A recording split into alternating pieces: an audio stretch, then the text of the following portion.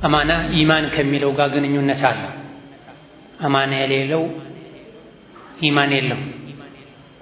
አማና ከተበላ ቅያማን ተጠባበቅ ብለዋል ነብዩ አለይሂ ሰላቱ ወሰላም። ቃል ገብተው ቃላቸውን የማይሞሉ ሙናፊቆች ናቸው። አማናቸውን ባለመወጣታቸው ፍጻሜ ውጤቱ ምን ሆነ? አስመሳዮችን አላህ ይቀጣቸዋል። ሌላ ረመዳን ላይ አማናችንን ምግብን መጠጥን በመተው እንደጠበቅነው ከረመዳን ውጪ የተለያዩ አማናዎች አሉብን፣ አደራዎች አሉብን፣ ኃላፊነቶች አሉብን። የቂያም ቀን ስለነሱ እንጠየቃለን። ጤንነት አማናን፣ ጉልበት አማናን፣ ገንዘብ አማናን፣ ወጣትነት አማናን። ወጣትነትን በምን ጨረስከው? እየዘለልኩ እየጨፈርኩ እየበላሁ እየጠጣሁ ሶሻል ሚዲያን እያጨናነኩ በየአስፋልቱ እየተሽከራከርኩ የካፍቴሪያ ወንበር እያሞኩ ትለዋለህ ለአላህ? አይሆንም። በወጣትነትህ ምን ሰራህ? ለራስህም ይሁን ለዲንህ በወጣትነትሽ ምን ሰራሽ? አላህ በሰጠህ ገንዘብ ምን ሰራህበት? ከየት አመጣኸው? ለምን አወጣኸው? አላህ ይጠይቀናል። ለዚህ ጥያቄ መልስ ልናዘጋጅ ይገባናል። فاسألوا أهل الذكر إن كنتم لا تعلمون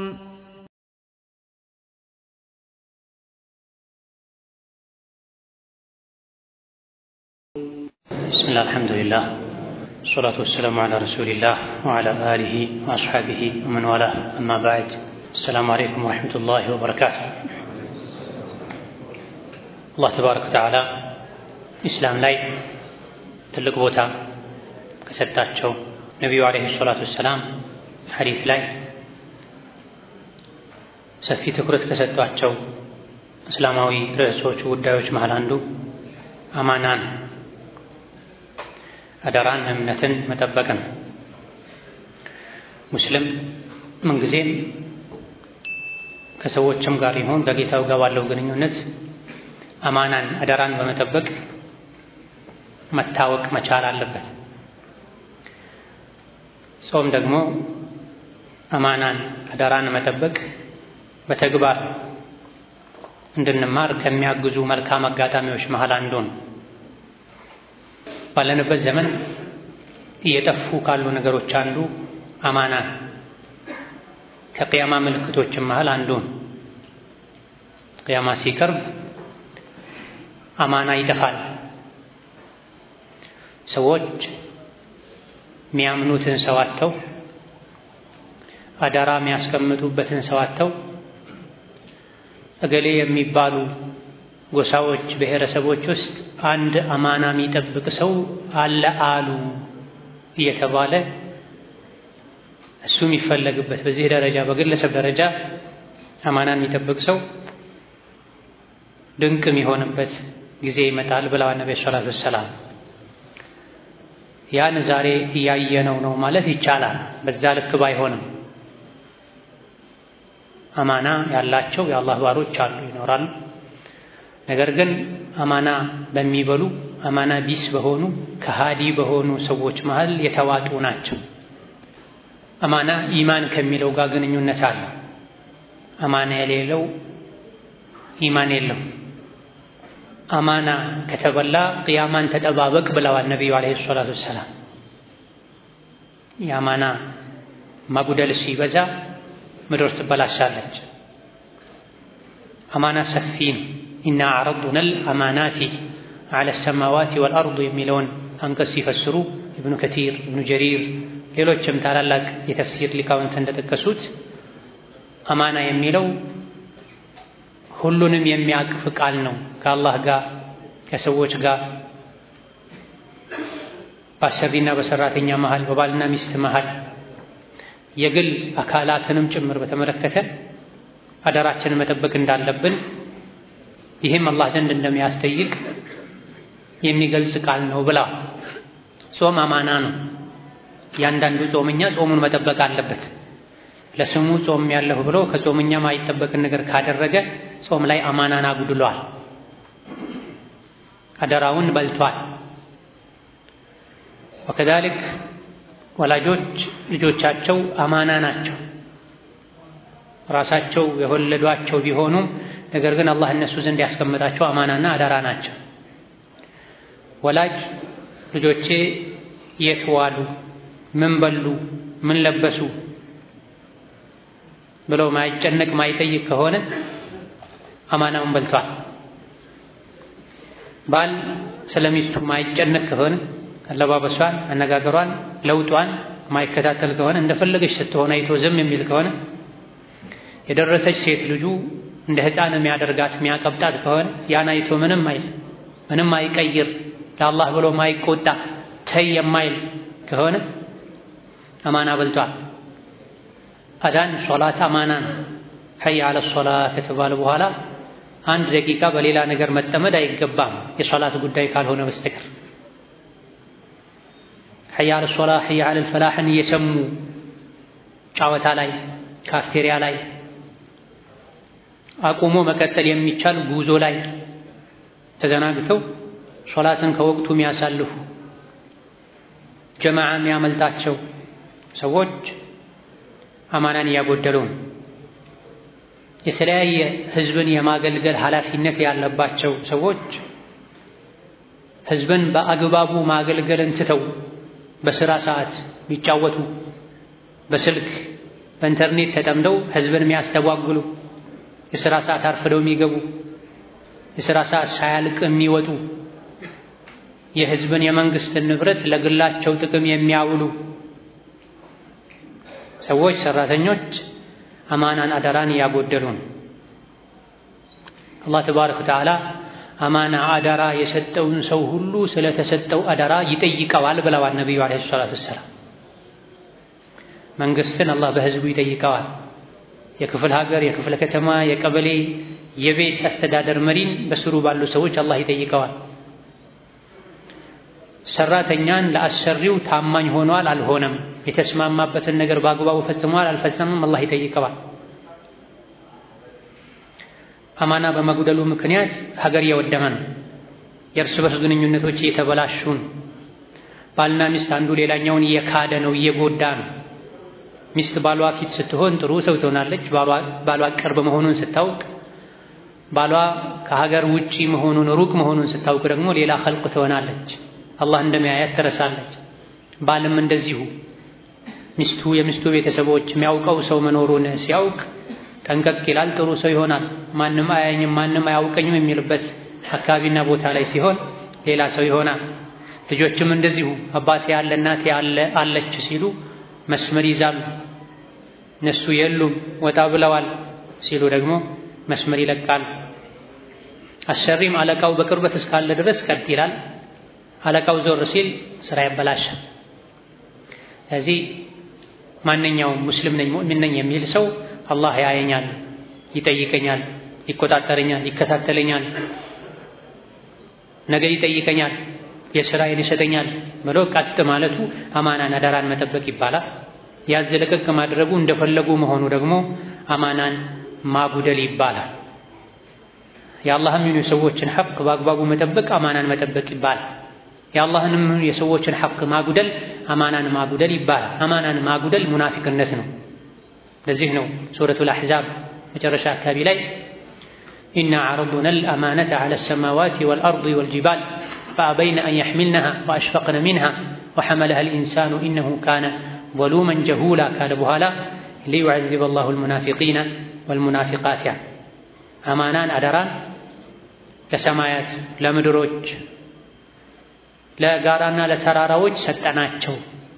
የሶላትን፣ የጾምን፣ የሐጅን፣ የዘካን፣ ብልትን ከሐራም የመጠበቅን፣ ሴት ልጅ ሒጃብን በታዘዘችው መሰረት የመልበስን፣ ዘካ የማውጣትን ኢላ አኺሪ የትእዛዛት የክልከላ ኃላፊነቶችን ለሰማይ፣ ለምድር፣ ለተራራዎች ይህን ኃላፊነት ተቀብላችሁ በአግባቡ ከተወጣችሁ ትሸለማላችሁ ተባሉ። ፈአበይነ ወአሽፈቅነ ሚንሃ ይቅርብናሉ፣ ፈሩ።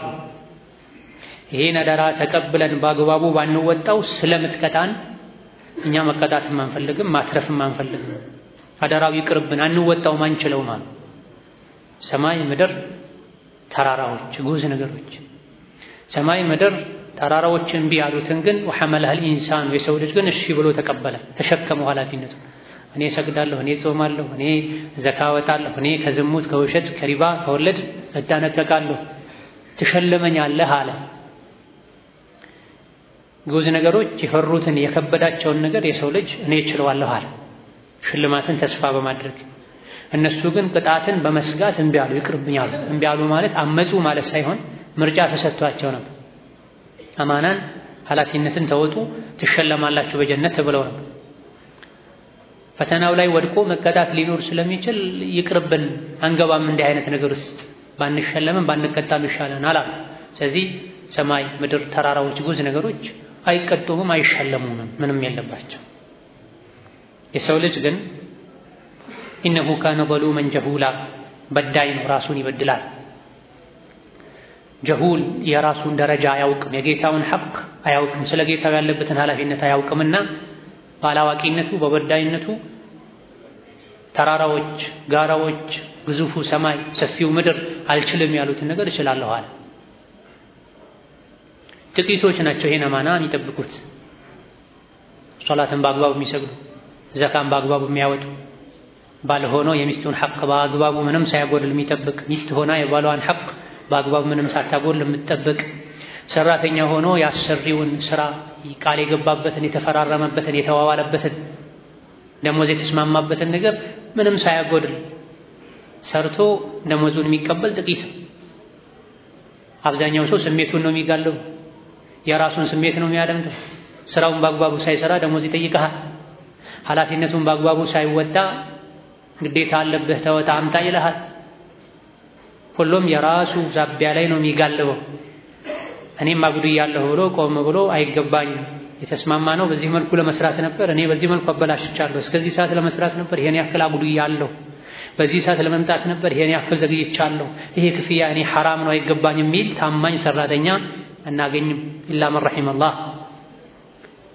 የተከበረ የሰው ልጅ ሆድ ውስጥ የሚገባ ምግብ ላይ ባዕድ ንጥረ ነገር ጨምረው የራሳቸው ኪስ እንዲጨምር የሚያደርጉ ጥቂቶች አይደሉም።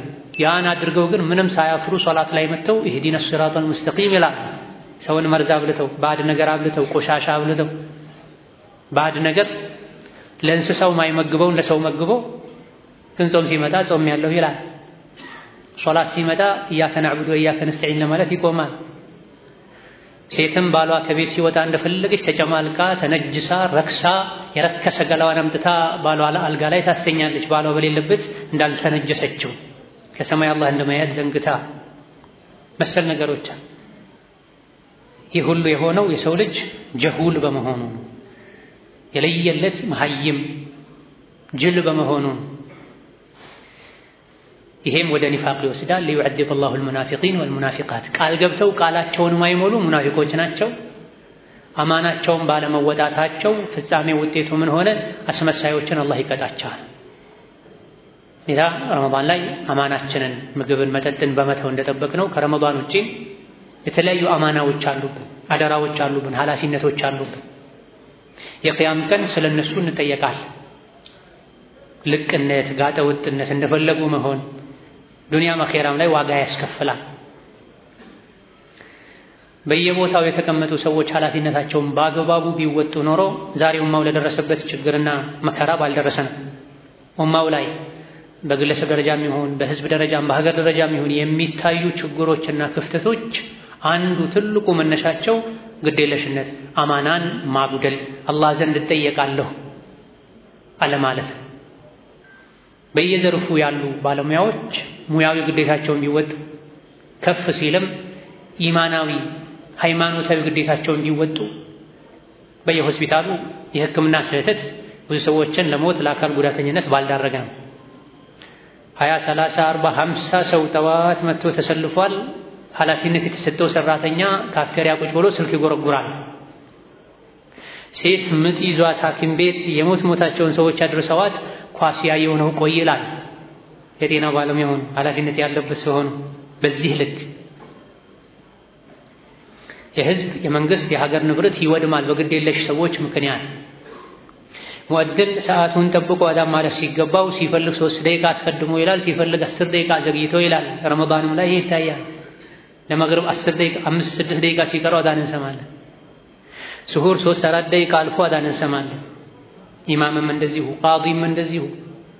የሰለሙ ሰዎች ኒካህ የሚያስርላቸው አተው ሸሪዓ ፍርድ ቤት ሄደው ሸሪዓ ፍርድ ቤት ላይ ቃዲ ተብሎ የተቀመጠው ሰው ቢሮ ቁጭ ብሎ የለም ብሎ 5000 ብር ካልሰጣችሁ አላስርም ብሎ ያው መዲስ የሰለሙ ሰዎች በር በደንብ ተከፍቶ እንኳን ደህና መጣችሁ ብሎ ቃዲነቱን ትቶ ዝቅ ብሎ በር ጋር ሄዶ ሊያስርላቸው ሲገባ ጣጣ አብዝቶባቸው ዝሙት ላይ ይወድቃል። ቃዲ አማናን በአግባቡ ባለመወጣቱ ዋሉ መጀራ። ስለዚህ ማንኛውም አደራ አማና የተጣለበት ሰው አማናውን እንደ ክብር ሳይሆን እንደ ኃላፊነት አይቶ ሊፈራ ሊጨነቅ ይገባል። ሰዎች ስልጣን ለመያዝ ይሯሯጣሉ፣ ትንሽም ትልቅ። ያ ስልጣን የቂያም ቀን ጣጣ እንደሚያመጣባቸው ሊያውቁ ከፈተናው አላህን ተባረከ ወተዓላ ነጃ መውጣትን ሊጠይቁ የሚችሉትን ያክል ሊጠነቀቁ ይገባል እንጂ እግር ዘርግቶ እንደፈለጉ ሆኖ መኖር ዱንያም አኺራም ላይ ዋጋ ያስከፍለናል። ረመዳን ላይ በቻልነው ያክል ዘካችንን በአግባቡ ለማውጣት 5 ሶላት በአግባቡ ለመስገድ እንደጣርነው ሁሉ በቀሪ ህይወታችንም ራሳችንን በተመለከተ አላህ የሰጠንን አካል በተመለከተ አማና አለብን። አይን አማና ነው። በአይናችን መጥፎ ነገር ማየትን አላህ አይፈቅድም። ካልሆነ የአይን አማናን አጉድለናል። ስንትና ስንት የአይንን ኒዕማ ያጡ ሰዎች አሉ። አንዴ አላህ አይን ሰጥቶኝ እናቴን ባየሁ ሚሉ፣ አንዴ አይን ሰጥቶኝ ካዕባን ባየሁ ሚሉ፣ አንዴ አይን ሰጥቶኝ ቁርአን ገልጬ ባየሁ የሚሉ። ይህ ከመሆኑ ጋር አላህ አይን ሰጥቶ ሳለ 24 ሰዓት ሐራም ያየ የሚውል ሰው የአይንን አማና አጉድሏል። በጆሮአችን ቁርአን ልንሰማ ምክር ልንሰማ የሚጠቅሙን ነገሮችን ልንሰማ ሲገባ ዘፈንና ቆሻሻ ስንሰማ ምንውል ከሆነ የጆሮን አማና አጉድለናል። በእጃችን ኸይር ልንሰራ ለኸይር ልናንቀሳቅሰው ሲገባን የውሸት ምስክርነትን ምንፈርምበት ከሆነ አጅነቢ ተቃራኒ ጾታን ምንጨብጥበት ከሆነ ሰውን ያለ አግባብ ምንደበደብበት ከሆነ የእጅ አማናን አጉድለናል። እግርም እንደዚሁ፣ ብልትም እንደዚሁ፣ ሆድ አንጀትም እንደዚሁ ሁሉ የሰውነት አካላቶቻችን ለኛ አማና ናቸው። ለሌሎች ተልብሎ ለኛ ሰጥቶናል። ፈየንظر كيف تعملون ምን እንደምናደርግበት አላህ ያየ ነው። የቂያም ቀን ዋጋውን እናገኛለን። ስንትና ስንት የቂያም ቀን እውር በሆንኩ ብለው የሚመኙ ሰዎች ይኖራሉ። አይናቸው ያመጣባቸውን ጣጣ ጀሃነም ውስጥ ሲያዩት፣ ስንትና ስንት እግራቸው ተንቀልቅሎ ወደ አላህ ቁጣ የወሰዳቸው ሰዎች ምን ነው እግር ባልኖረኝ ብለው ይመኛሉ። እግራቸው ያመጣባቸው መዘዝ ሲያዩት የእግርን አማና ባለመጠበቃቸው። ወከዛሊክ ያንዳንዱ አባት እናት በስራቸው ያሉ ልጆች አማና ናቸው። እንዲህ ወልዶ መጣል ሳይሆን የልጆችን አእምሯቸውን፣ አኽላቃቸውን፣ ዲናቸውን መጠበቅ መንከባከብ፣ አካላቸውን ማሳደግ ብቻ ሳይሆን እምነትና አስተሳሰባቸውን ማሳደግ ያስፈልገናል። ባል በስሩ ያለች ሚስትን የመጠበቅ ከሸር ከፈሳድ የማራቅ ከመገላለጥ ለፊትና ሰበብ ከመሆን የማገድ ግዴታ አለበት። ኩልኩም ራዒን ወኩልኩም መስኡሉን ዐን ረዕየቲሂ፣ ሁላችሁም እረኛ ናችሁ። ሰዎች በድሮ ዘመን አሁንም ክፍለ ሀገር አካባቢ ላይ ከየመንደሩ ሰው የመደቡ ለእረኛ ገንዘብ እየከፈሉ ያስጠብቃሉ። እረኛ ሆኖ ከተቀበላቸው በግና ፍየሎች መሃል አንድ ከጎደለበት ክፈል ይባላል፣ ይቀጣል። ሀከዛኛም በየቤታችን እረኞች ነን። ለነፍሳችን፣ ለአካላታችን፣ በስራችን ላሉ ልጆች፣ በዙሪያችን ላሉ ንብረቶች፣ አላህ ለሰጠን ነገሮች ሁሉ ኃላፊዎች ነን። አላህ ይጠይቀናል ዱንያ ላይ ባንጠየቅ። አኺራ ላይ የምንሰጠውን መልስ ዛሬ ማዘጋጀት መቻል አለብን። ጤንነት አማና ነው። ጉልበት አማና ነው። ገንዘብ አማና ነው። ወጣትነት አማና ነው። ወጣትነትን በምን ጨረስከው? እየዘለልኩ እየጨፈርኩ እየበላሁ እየጠጣሁ ሶሻል ሚዲያን እያጨናነኩ በየአስፋልቱ እየተሽከራከርኩ የካፍቴሪያ ወንበር እያሞኩ ትለዋለህ ለአላህ? አይሆንም። በወጣትነትህ ምን ሰራህ? ለራስህም ይሁን ለዲንህ በወጣትነትሽ ምን ሰራሽ? አላህ በሰጠህ ገንዘብ ምን ሰራህበት? ከየት አመጣኸው? ለምን አወጣኸው? አላህ ይጠይቀናል። ለዚህ ጥያቄ መልስ ልናዘጋጅ ይገባናል። አላህ ተባረከ ወተዓላ ረመዳን ላይ የጀመርነውን ኸይር ሌላ ጊዜ የምንቀጥል አላህ ያደርገን።